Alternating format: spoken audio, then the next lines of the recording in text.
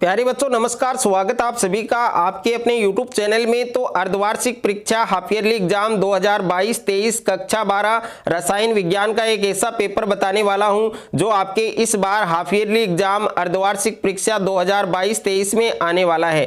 तो ये complete paper आप देख सकते हैं यहाँ पर। और इस पेपर में सबसे पहले आपको खंड ए दिया गया है जिसमें बहुविकल्पीय प्रश्न दे रखे हैं, जिसमें पहला प्रश्न है कि सही विकल्प चुनकर अपनी उत्तर पुस्तिका में लिखिए। तो इसमें पहला प्रश्न है आपके कि पोटेशियम सल्फेट है, तो इसमें पोटेशियम सल्फेट है वो क्या है। तो ए ऑप्शन में आपको आयनिक ठोस दे रखा है, बी में आपके धात्विक ठोस, और सी में आपके सहसंयोजक ठोस, और डी में आपके आणविक ठोस। और इसमें ख ऑप्शन में प्रश्न दिया गया है कि 180 ग्राम जल में जल के कितने मोल होते हैं।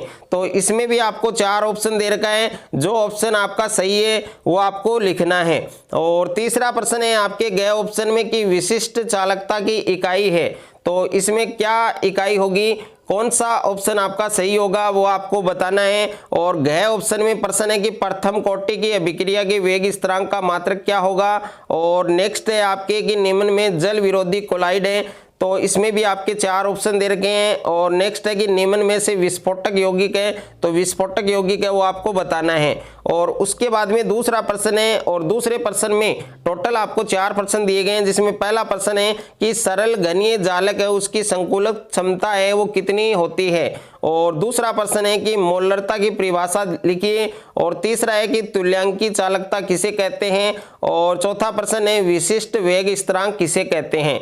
उसके बाद में तीसरा प्रश्न है, इसमें भी आपको टोटल 4 प्रश्न दिए गए हैं, जिसमें पहला प्रश्न है कि प्रासरण तथा विसरण में अंतर लिखिए। और दूसरा प्रश्न है ननसरट समीकरण लिखिए। और तीसरा है वास्तविक विलयन किसे कहते हैं। और चौथा प्रश्न है आर्गन के 2 उपयोग लिखिए। और उसके बाद में नेक्स्ट है आपके प्रश्न संख्या 4 है, जिसमें पहला प्रश्न है कि क्रिस्टलीय ठोस है उसको उदाहरण सहित समझाइए। और दूसरा प्रश्न है 72 ग्राम तथा 92 ग्राम एथिल एल्कोहल के मिश्रण के दोनों के मोल प्रभाज है उसकी गणना कीजिए। और नेक्स्ट है आपके कि अभिक्रिया की कोटि को उदाहरण सहित समझाइए। और ग में आपको प्रश्न है कि ओजोन एक ऑक्सीकारक तथा अपचायक पदार्थ है, कारण सहित आपको आवश्यक समीकरण भी देना है। उसके बाद में नेक्स्ट है आपकी कि सिल्वर चांदी की घनीय समर्थ संकुलन सीसीपी जालक बनाता है।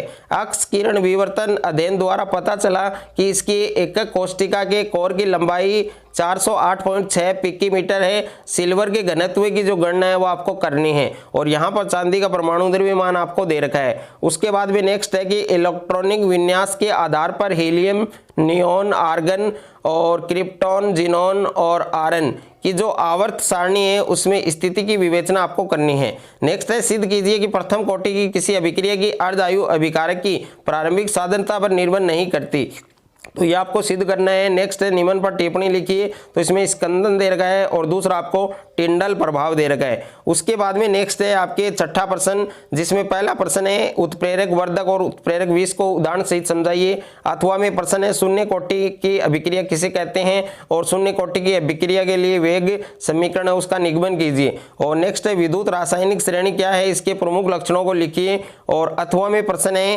कि अमोनिया के निर्माण की हेबर विधि है उसका सचित्र वर्णन करें, इसकी Cl2 से क्रिया कर रासायनिक समीकरण है वो भी आपको लिखना है। और 7वां प्रश्न है, जिसमें पहला प्रश्न है कि किसी ताप पर ग्लूकोज का 5% विलयन 7 वायुमंडलीय दाब उत्पन्न करता है। और अथवा में प्रश्न है अंतःकाय केंद्रित घनीय संकुलित संरचना की संकुलन क्षमता है उसकी गणना कीजिए। और सिद्ध कीजिए कि प्रथम कोटि की अभिक्रिया के 3/4 पूर्ण होने में लगा समय अर्ध क्रिया के पूर्ण होने में लगे समय का 2 गुना होता है। और अथवा में प्रश्न है राउल्ट के नियम को लिखिए, और इस नियम की सीमाएं भी आपको लिखनी है। तो केमिस्ट्री रसायन विज्ञान के अंदर आप पूरा में से पूरा नंबर का स्कोर आराम से कर सकते हैं। तो ये कंप्लीट पेपर आपको अच्छे से तैयार करना है। अगर आपको वीडियो अच्छा लगे तो आप वीडियो को ज़्यादा से ज़्यादा शेयर करें, वीडियो को आप ज़्यादा से ज़्यादा लाइक करें। और चैनल पर आप नए हैं तो चैनल को सब्सक्राइब कर लीजिए और साथ में नोटिफिकेशन बेल को प्रेस कर लीजिए। अगर किसी भी सब्जेक्ट का आपको पेपर चाहिए तो आप कमेंट करके हमें ज़रूर बताएं।